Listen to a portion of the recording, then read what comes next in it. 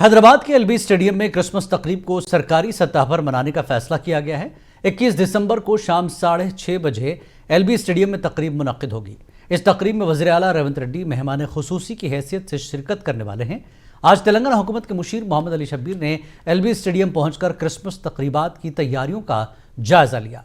मोहम्मद अली शब्बीर ने मुंसिफ टीवी से बातचीत करते हुए कहा कि रेवंत रेड्डी हुकूमत ने क्रिसमस तकरीब को बड़े पैमाने पर मनाने का मनसूबा बनाया है।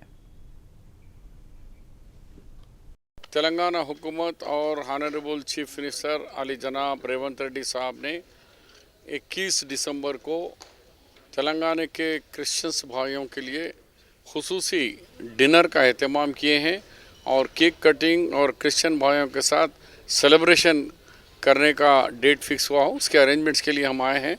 थ्रू आउट स्टेट हर डिस्ट्रिक्ट में डिस्ट्रिक्ट कलेक्टर्स और उनके साथ वहाँ पर भी सेलिब्रेशन होगा और स्टेट में चीफ मिनिस्टर साहब ये सेलिब्रेशन में मेहमान खुसूसी आएंगे। 21 तारीख के दिन 7 बजे से 6:30 बजे से ये प्रोग्राम शुरू होगा। प्रोग्राम के बाद यहाँ डिनर भी दिया जाएगा।